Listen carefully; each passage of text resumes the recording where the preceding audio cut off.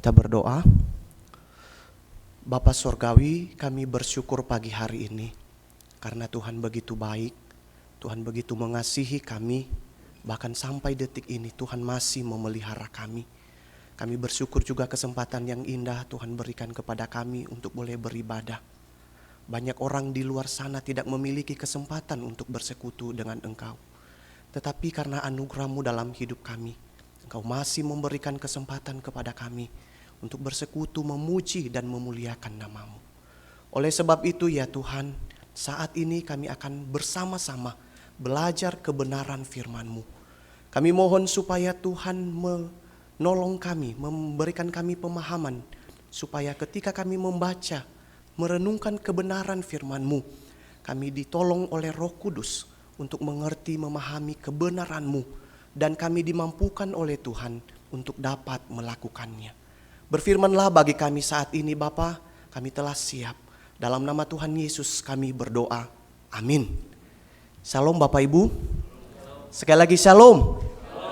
Ya, puji Tuhan, pada pagi hari ini saya diberi kesempatan oleh Bapak Gembala dan juga pengurus gereja dalam menyampaikan firman Tuhan. Perkenalkan Bapak Ibu, nama saya Overianus Halawa. Saya pelayanan di STTAB, Sekolah Tinggi Teologi Aras Tamar Bengkulu. Bapak Ibu yang terkasih dalam nama Tuhan Yesus, saya mengajak kita untuk membaca Alkitab. Mari Bapak Ibu, saya mengajak kita untuk membuka Alkitab kita dari Efesus pasal yang kelima.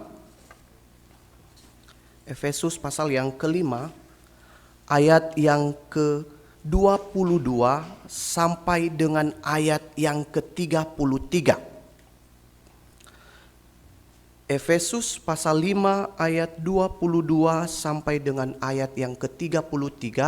Kalau sudah mendapatkannya kita baca secara silih berganti Bapak Ibu.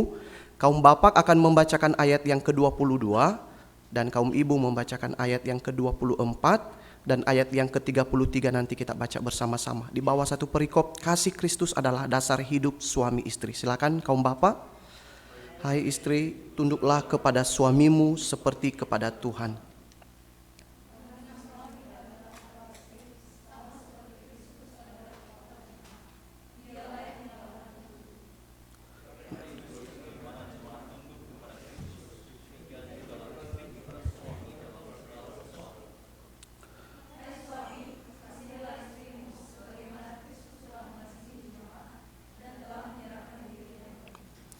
Untuk menguduskannya sesudah ia menyucikannya dengan memandikannya dengan air dan firman.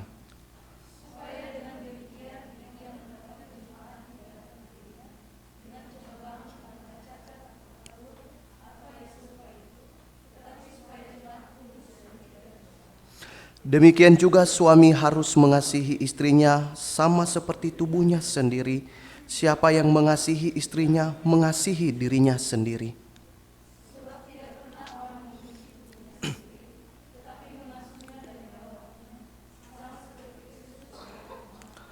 Karena kita adalah anggota tubuhnya.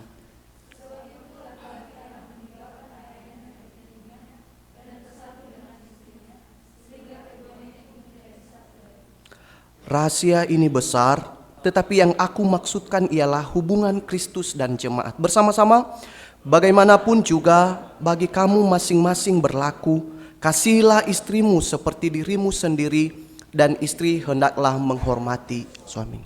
Ya, berbahagialah kita yang membaca, merenungkan dan melakukan firman Tuhan. Bapak Ibu yang terkasih dalam nama Tuhan Yesus Kristus, saya diberi tema oleh gembala jemaat di sini, yaitu I love Jesus but I don't like the church. Ya, I love Jesus but I don't like the church. Ya, mungkin semua tahu ya artinya, saya mencintai Kristus, mengasihi Kristus, tapi saya tidak suka dengan gereja. Nah, Bapak Ibu yang terkasih dalam nama Tuhan Yesus, dalam kebenaran firman Tuhan ini membahas tentang bagaimana hubungan suami dan istri. Tapi pada pagi hari ini kita tidak fokus dengan membahas hubungan antara suami dan istri, tetapi karena memang tema dalam bulan ini lebih ke pelayanan. Ya, lebih ke pelayanan. Jadi Bapak Ibu yang terkasih dalam nama Tuhan Yesus Kristus, saya bertanya-tanya, kenapa sih bisa diberikan tema ini, I love you Jesus, but I don't like the church. Ya, tentu kita juga penasaran, apa sih? Kenapa tema ini mengingatkan kita bahwa saya mengasihi Tuhan, tetapi saya tidak suka dengan gereja, saya tidak mau terlibat dalam pelayanan dan sebagainya. Nah, Bapak Ibu yang terkasih di dalam nama Tuhan Yesus Kristus, ya, setelah saya membaca berulang-ulang kebenaran firman Tuhan ini, akhirnya saya menemukan Bapak Ibu yang terkasih di dalam nama Tuhan Yesus. Pertama, kalau kita lihat konteks dari kebenaran firman Tuhan ini, memang Rasul Paulus menyampaikan kebenaran firman Tuhan ini kepada jemaat yang di Efesus, yang dulunya atau background kehidupan mereka adalah orang-orang kafir, orang-orang yang tidak percaya kepada Kristus. Tapi ketika diselamatkan, ketika dianugerahkan keselamatan atau hidup kekal itu, akhirnya mereka diingatkan, ya, supaya mereka layak di hadapan Tuhan, supaya juga kehidupan mereka antara istri, antara suami harmonis dan sebagainya. Maka Paulus menyampaikan kebenaran firman Tuhan ini. Ya, ia menggunakan beberapa kiasan, menggunakan beberapa perumpamaan di sini. Namun dalam kebenaran firman Tuhan juga ia mengingatkan jemaat, ya, jemaat di Efesus pada waktu itu sebagai orang yang telah dimenangkan, sebagai orang yang telah diselamatkan itu, kamu juga mempunyai tugas dan tanggung jawab di hadapan Tuhan. Nah, Bapak Ibu yang terkasih di dalam nama Tuhan Yesus Kristus, saya lebih fokusnya di ayat yang ke-32 Bapak Ibu. Ya, saya lebih fokusnya di ayat yang ke-32. Ketika Rasul Paulus menyampaikan dan menjelaskan ayat 22, 23 dan sebagainya, lalu di ayat yang ke-32 ini ia menyampaikan bahwa rahasia ini besar, tetapi yang aku maksudkan ialah hubungan Kristus dan jemaat. Ya, rahasia ini besar, namun tetapi yang aku maksudkan ialah hubungan Kristus dan jemaat. Bapak Ibu yang terkasih di dalam nama Tuhan kita Yesus Kristus, kadangkala dalam kehidupan kita sebagai orang percaya, ya kita hanya puas dengan anugerah yang diberikan. Ya, saya yakin dan percaya, ya, kita di tempat ini yakin, percaya bahwa kita memperoleh hidup yang kekal. Amin? Amin? Atau masih ragu-ragu? Pasti ya Bapak Ibu, ya, kita memperoleh anugerah, kita telah menerima anugerah itu, dan kita yakin pasti masuk ke dalam kerajaan sorga. Nah, tetapi kita hanya sebatas itu, ya.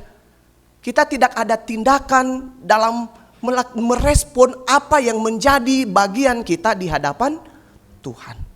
Makanya Rasul Paulus menyampaikan di ayat yang ke-32 ini, katakan bahwa rahasia ini besar, tetapi yang aku maksudkan ialah hubungan Kristus dan jemaat. Ya. Jadi Bapak Ibu yang terkasih dalam nama Tuhan Yesus, rahasia besar yang disampaikan dalam kebenaran firman Tuhan ini yaitu menggunakan kata yaitu musterion. Ya, musterion yaitu yang sering dipakai untuk menunjukkan kepada rahasia-rahasia dari sebuah organisasi atau perkumpulan tertutup yang hanya diberitahukan kepada orang-orang yang di dalam, yang sudah diterima atau yang sudah sah menjadi anggota kelompok tersebut. Nah, itu maksudnya Bapak Ibu di ayat yang ke-32 ini, yaitu dalam bahasa Yunani menggunakan kata musterion, dan hanya itu dikhususkan kepada orang-orang yang sudah sah menjadi anggota, yang sudah diterima di dalam kumpulan atau kelompok itu. Makanya Rasul Paulus menyampaikan ini bahwa rahasia ini besar, tetapi yang aku maksudkan ialah hubungan Kristus dan jemaat. Setelah ia menjelaskan bagaimana hubungan antara suami, istri, ia memberikan kiasan dan sebagainya, maka ia juga menunjukkan bahwa rahasia yang besar itu adalah bagaimana hubungan Kristus dengan jemaat. Kita harus mengerti Bapak Ibu bagaimana hubungan kita dengan Tuhan. Ya, seperti yang diberikan kepada saya bahwa kita harus Bapak Ove harus membahas tentang pelayanan, bagaimana jemaat itu harus bisa terlibat di dalam pelayanan. Karena Bapak Ibu yang terkasih dalam nama Tuhan Yesus, banyak jemaat yang ya udahlah, sebagai rutinitas saya mau ibadah, ya. Sebagai rutinitas saya harus datang beribadah kepada Tuhan tanpa melibatkan diri di dalam pelayanan, ya. Karena kenapa Bapak Ibu? Ada banyak alasan-alasan ya. Ada banyak alasan-alasan. Salah satunya saya boleh bersaksi Bapak Ibu, waktu saya di kuliah atau waktu masih dalam pembentukan di STT, saya merasa minder pelayanan. Kenapa? Karena memang saya melihat bahwa saya tidak punya talenta, ya. Saya tidak punya karunia, saya juga terbatas dan sebagainya. Akhirnya rasa itu membuat saya menjauh daripada Tuhan. Udahlah, saya sebagai mahasiswa aja, tidak mau melibatkan diri dalam pelayanan. Bahkan juga dalam pelayanan yang saya alami, ada banyak jemaat Tuhan yang sama sekali tidak mau melibatkan diri oleh karena beberapa alasan Bapak Ibu, ya. Oleh karena beberapa alasan. Salah satunya yaitu seperti tadi, merasa bahwa ya saya tidak punya talenta. Saya tidak punya karunia untuk melayani Tuhan. Apa yang harus saya buat? Apa yang harus saya lakukan? Sehingga udahlah jadi jemaat biasa. Karena kalau ngomong di depan, bisa grogi, ya kan? Atau misalnya ambil bagian dalam pelayanan di tempat ini, nggak mampu saya. Lalu berikutnya Bapak Ibu, ada juga beberapa jemaat yang memiliki alasan kenapa tidak mau terlibat di dalam pelayanan, yaitu merasa bahwa itu tugas daripada seorang hamba Tuhan. Pelayanan kan berkhotbah, memimpin pujian dan sebagainya, itu adalah tugas daripada seorang hamba Tuhan. Bukan tugas saya sebagai jemaat, saya kan hanya dilayani. Lalu ada juga yang menyadari bahwa kenapa tidak mau ikut dalam pelayanan, ia mengatakan bahwa saya ini terlalu banyak dosa. Saya tidak mau disebut sebagai sok rohani, ya kan? Dan sebagainya. Lalu Bapak Ibu yang terkasih di dalam nama Tuhan Yesus, ada juga yang merasa bahwa saya tidak mau terlibat karena saya kecewa terhadap hamba Tuhan. Kan mungkin ada hal-hal yang mungkin hamba Tuhan yang menegur dia atau mengingatkan dia, akhirnya dia tersinggung dan kecewa dan tidak mau lagi ikut dalam pelayanan. Nah, pada pagi hari ini Bapak Ibu yang terkasih di dalam nama Tuhan Yesus Kristus, dalam kebenaran firman Tuhan, ia mengingatkan kita sebagai orang percaya. Apa yang menjadi tanggung jawab kita, apa yang menjadi hal yang kita lakukan setelah menerima keselamatan, setelah menerima anugerah Tuhan itu. Apakah kita hanya tinggal diam, atau apakah kita hanya menikmati anugerah itu tanpa berbuah, tanpa menghasilkan buah dan menjadi berkat bagi orang lain. Makanya dalam kebenaran firman Tuhan ini, ia mengatakan bahwa di ayat yang ke-26, untuk menguduskannya sesudah ia menyucikan dengan memandikannya dengan air dan firman, supaya dengan demikian ia menempatkan jemaat di hadapan dirinya dengan cemerlang, tanpa cacat atau kerut atau yang serupa itu, tetapi supaya jemaat kudus dan tidak bercela. Bapak Ibu yang terkasih di dalam nama Tuhan kita Yesus Kristus, dalam kebenaran firman Tuhan ini Rasul Paulus mengingatkan jemaat di Efesus bahwa sebagai orang yang telah ditebus itu, sebagai orang yang telah dimenangkan, sehingga kamu itu tidak bercacat lagi, tidak bercela lagi, maka apa yang harus kamu lakukan di hadapan Tuhan? Apa yang harus kamu lakukan sebagai orang yang percaya? Dalam kebenaran firman Tuhan ini, ia menjelaskan kepada kita Bapak Ibu, apakah saya dan kamu menerima kebenaran-kebenaran yang murni dari Alkitab? Maka sesungguhnya Rasul Paulus sedang menunjukkan kepada jemaat bahwa karena Kristus ialah pertama yang dilakukan Kristus di dalam kebenaran firman Tuhan ini, ia menyelamatkan kita, ia mengasihi kita dan menyerahkan dirinya bagi kita. Lalu ia menguduskan kita tanpa cacat, tanpa kerut dan tiada bercela, dan ia mengasuh dan merawat kita. Jadi dalam beberapa kebenaran firman Tuhan, ayat-ayat yang telah kita baca tadi, Rasul Paulus menunjukkan bahwa itulah peran-peran Kristus, itulah karya-karya Kristus dalam kehidupan kita sebagai orang percaya. Maka apa yang harus kamu lakukan sebagai orang yang percaya kepada Tuhan dan yang telah diselamatkan itu, yaitu kamu harus melibatkan diri dalam pelayanan. Kamu harus mengucap syukur melalui kehidupanmu. Ya, dikatakan di sini bahwa tunduk kepada Kristus dalam segala hal. Dan kedua, hidup di dalam kekudusannya. Selain daripada itu juga melibatkan diri di dalam pelayanan-pelayanan yang dipercayakan kepada kamu. Sekali lagi Bapak Ibu yang terkasih dalam nama Tuhan Yesus, mari sebagai orang percaya, sebagai orang-orang yang telah dimenangkan oleh Tuhan, ya, mari kita terus melihat bahwa kita punya hubungan dengan Tuhan.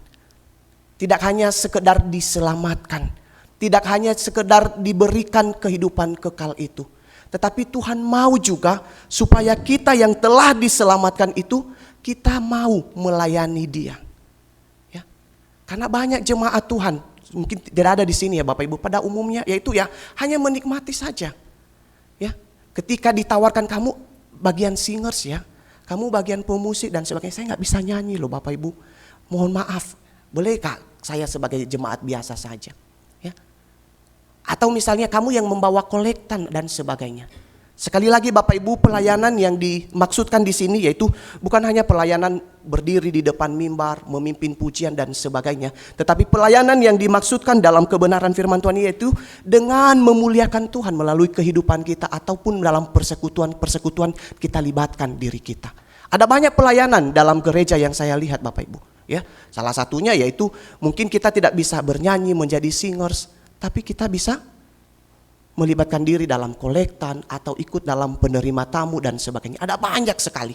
Ya, sekali lagi bahwa mari kita melibatkan diri dalam pelayanan, bukan hanya menikmati anugerah itu, bukan hanya menikmati anugerah itu, tetapi mau merespon anugerah itu melalui kehidupan kita yang melayani Tuhan. Begitu Bapak Ibu yang terkasih dalam nama Tuhan Yesus. Ya, makanya Rasul Paulus kembali terus dan mengingatkan orang-orang yang ada di Efesus waktu itu. Kamu itu seharusnya dan selayaknya dihukum mati loh. Kamu seharusnya dibinasakan oleh karena keberdosaanmu. Maka kamu harus berubah, menunjukkan buah, menunjukkan kehidupanmu yang sebenarnya, yang benar-benar telah menerima anugerah itu. Ya. Karena di dalam kebenaran firman Tuhan ini ia mengingatkan bahwa Tuhan itu telah menyucikan kamu, telah menguduskan kamu, dan telah membasuh kamu, bahkan juga telah mengasuh kamu dan merawat kamu. Sehingga apa yang engkau lakukan dalam merespon kasih Tuhan itu? Apa yang engkau lakukan dalam berbuah?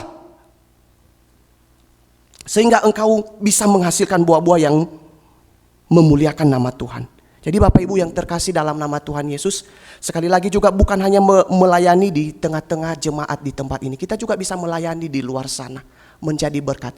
Kalau saya melayani teman Bapak Ibu yang terkasih dalam nama Tuhan Yesus, saya selalu mengingatkan Bapak Ibu bahwa Bapak Ibu yang saya layani, bahwa melayani Tuhan itu bukan hanya di dalam persekutuan, dalam ibadah. Melayani Tuhan juga bisa kita tunjukkan di luar sana. Mungkin dengan tetangga kita melibatkan diri dalam pelayanan-pelayanan dan sebagainya. Sehingga orang melihat kehidupan kita, oh iya benar ya. Dia itu sudah menerima keselamatan. Dia itu sudah menerima anugerah. Ya, yang menunjukkan dirinya bahwa dia benar-benar milik Kristus. Sehingga apa yang dilihat orang akan diberkati. Oh iya, ternyata dia bukan hanya sekedar rajin beribadah. Ternyata dia bukan hanya sekedar ikut dalam persekutuan-persekutuan, tetapi ia menunjukkan dirinya, ia menunjukkan kasihnya kepada Kristus. Dan sekali lagi juga Bapak Ibu, dalam pelayanan kita harus menghilangkan motivasi-motivasi. Kadang-kadang motivasi-motivasi dalam pelayanan beda-beda, ya, supaya dipuji orang, supaya ya dikatakan bahwa oh dia hebat dan luar biasa. Atau kadang-kadang juga motivasi kita untuk menutup kedok kita, menutup bahwa kita ini orang berdosa, sehingga melibatkan terus dalam pelayanan. Dan hal itu tidak akan bertahan Bapak Ibu. Ya, tidak akan bertahan. Makanya dalam kebenaran firman Tuhan ini ia mengingatkan kita terus bahwa sebagai orang yang telah menerima Kristus, sebagai orang yang telah menerima anugerah itu, maka kamu harus melayani Tuhan dengan sungguh-sungguh. Ya, ingat dikatakan di sini bahwa karena kamu telah menerima rahasia itu. Sekali lagi rahasia, mysterion di sini dikatakan bahwa hanya dikhususkan untuk orang-orang yang dianggap sah, ya, diterima di dalam kelompok itu. Berarti kalau tidak diterima maka tidak akan mendapat rahasia itu. Nah, rahasia yang dimaksudkan ini yaitu rahasia bagaimana kehidupan kita sebagai orang percaya, bagaimana rahasia kehidupan kita, hubungan kita dengan Allah kita yang telah menyelamatkan kita. Itu yang dimaksudkan dalam rahasia tersebut Bapak Ibu. Lalu berikutnya yaitu kita juga mengingat kenapa kita harus melayani Tuhan. Kenapa kita harus melibatkan diri dalam pelayanan-pelayanan gereja. Karena memang kita adalah anggota tubuh Kristus. Di ayat yang ke-30, karena kita adalah anggota tubuhnya. Jadi kita sudah baca di dalam, mungkin kita tidak asing lagi ya dalam kebenaran firman Tuhan di dalam 2 Korintus, 1 Korintus itu dikatakan bahwa kita ini anggota-anggota tubuh Kristus. Ya. Jadi Bapak Ibu yang terkasih dalam nama Tuhan Yesus Kristus, jadi dalam pelayanan juga kita diingatkan bahwa kita adalah anggota tubuh Kristus yang ada fungsinya masing-masing. Ya, sekali lagi mungkin kita tidak bisa memimpin pujian di depan ini karena mungkin suara kita pas-pasan atau kita tidak berani berdiri di depan ini. Tapi ada hal yang perlu kita tahu, oh ya saya harus melengkapi ini. Saya jadi penerima tamu, saya mau melayani atau bagian diakonia atau bagian persembahan dan sebagainya. Sehingga kita berfungsi sesuai apa yang Tuhan karuniakan kepada kita. Jangan merasa bahwa saya ini gak ada punya karunia, saya gak punya talenta, saya tidak punya kelebihan dalam melayani Tuhan. Biarlah dia dan biarlah dia. Sehingga ya udah kita menganggap bahwa ya saya jemaat biasa saja. Tidak baik seperti begitu Bapak Ibu, karena kita gak akan bertumbuh. Seorang jemaat atau jemaat yang bertumbuh itu adalah jemaat yang mau melibatkan diri dalam pelayanan. Sekali lagi kita hilangkan di dalam pikiran kita bahwa pelayanan itu hanyalah tugas seorang hamba Tuhan. Ya, banyak di jemaat di luar sana yang kami layani bahwa itu kan memang tugas hamba Tuhan, makanya mereka sekolah, makanya mereka dibiayai oleh gereja karena itu memang tugas mereka. Kita yang dilayani. Nah itu salah Bapak Ibu yang terkasih dalam nama Tuhan Yesus. Ya, pelayanan adalah tugas kita sebagai orang-orang percaya. Kalaupun kita tidak bisa seperti begini, maka kita cari solusi. Oh ya, saya bisanya seperti begini Bapak Ibu. Ya, ada hamba Tuhan yang bercerita Bapak Ibu yang terkasih, seorang ibu. Ya, seorang ibu ini sangat aktif sekali dalam beribadah. Ya, sangat aktif sekali beribadah. Tetapi ya ketika pendeta melibatkan dia, ibu nanti jadi singers ya. Saya gak bisa Bapak Ibu. Akhirnya dia berkata bahwa saya gak bisa nyanyi, saya gak bisa ngapa-ngapain. Boleh gak saya mengambil satu tugas di pelayanan itu, yaitu menjadi penerima tamu. Penerima tamu juga itu pelayanan Bapak Ibu. Bagaimana kita bisa menunjukkan keramahan kita sehingga orang yang perdana atau orang yang baru pertama kali datang pun akan terpesona. Oh ya, ternyata mereka ramah dan sangat welcome sekali dengan kita yang baru-baru datang. Nah itu juga sebuah pelayanan. Apalagi kalau misalnya terlibat misalnya dalam singers atau bermain musik atau hal-hal lain. Ya itu juga yang akan membuat nama Tuhan dipermuliakan.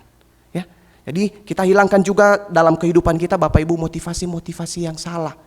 Ya, supaya kita dipuji, supaya kita merasa bahwa kita yang paling hebat di sini sehingga kita merendahkan yang lain. Tidak bagus seperti begitu. Tapi yang diinginkan Tuhan bahwa menyadari hidup ini. Saya ada sampai sedetik ini oleh karena anugerah Tuhan.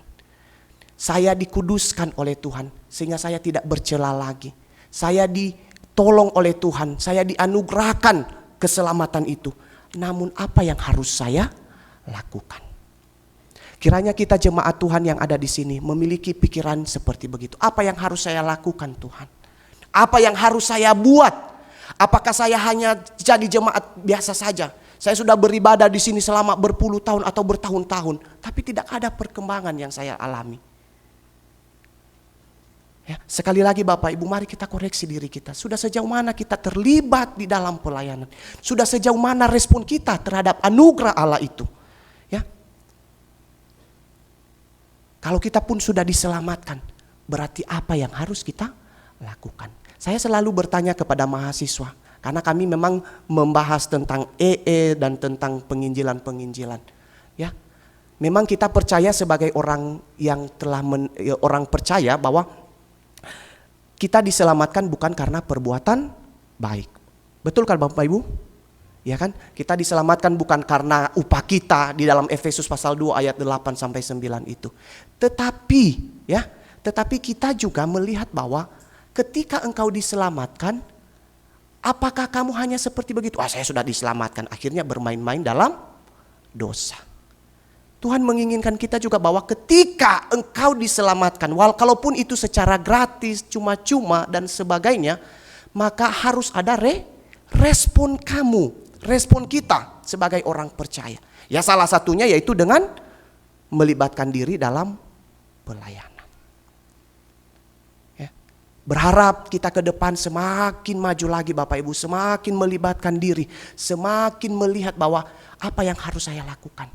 Apa yang harus saya lakukan di dalam jemaat ini, apa yang harus saya buat supaya pelayanan semakin maju.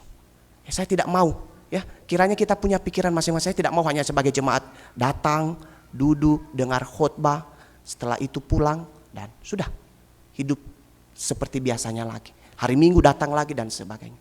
Kiranya kita tidak punya pikiran seperti begitu Bapak Ibu. Tapi kita harus melihat bahwa apa yang harus saya lakukan. Walaupun saya misalnya sudah berumur atau misalnya saya masih muda, maka apa yang harus saya lakukan supaya pelayanan semakin maju, supaya nama Tuhan dipermuliakan dalam kehidupan saya. Ya, jadi Bapak Ibu yang terkasih dalam nama Tuhan Yesus, mengasihi Tuhan, ya dengan mengatakan I love Jesus bukan hanya sekedar ucapan saja, tetapi dibuktikan melalui kehidupan kita. Ya, sekali lagi bahwa kasih itu, mengasihi Tuhan itu bukan hanya sekedar ucapan kita, tetapi harus juga dilakukan dengan tindakan. Aku mengasihi Engkau Tuhan dan aku juga mengasihi gerejamu. Seperti itu kira-kira Bapak Ibu. Jadi I love Jesus but I love the church atau I like the church. Dihilangkan saya tidak suka itu. Ya, saya mengasihi Engkau Tuhan dan saya juga mau mengasihi gerejamu dengan melibatkan diri dalam pelayanan. Kiranya kebenaran firman Tuhan ini Bapak Ibu menolong kita semua sebagai orang-orang percaya. Ya, rahasia yang terbesar yang telah disampaikan oleh Tuhan kita meresponnya dengan mengatakan bahwa Tuhan, semasa hidup saya, anugerah yang Engkau berikan kepada saya harus respon itu untuk kemuliaan-Mu. Dan saya mau menjadi berkat bagi sesama saya. Kita berdoa. Bapa Sorgawi, kami bersyukur dan berterima kasih untuk kebenaran firman-Mu. Kami diajarkan kembali dan diingatkan kembali Bapa, bagaimana kami sebagai orang-orang yang telah diselamatkan, orang-orang yang telah ditebus oleh Tuhan. Bagaimana respon kami untuk hidup juga di dalam kasih-Mu. Kami mau menjadi berkat, melibatkan diri di dalam pelayanan. Bahkan juga kami mau ya Tuhan memuliakan Tuhan melalui kehidupan kami. Berkati kebenaran firman-Mu ini yang telah kami dengar. Karena kami sebagai manusia sangat terbatas sekali memahaminya. Tetapi Roh Kudus Tuhan yang ada di dalam hati kami, itulah yang akan terus berkarya. Itulah yang akan terus bekerja dalam hidup kami. Supaya firman-Mu ini tidak hanya berhenti sampai di sini saja. Tetapi kami mau melakukannya seumur hidup kami. Terima kasih Tuhan, terima kasih Bapa. Materaikan firman-Mu dalam hati kami. Di dalam nama Tuhan Yesus kami berdoa. Amin.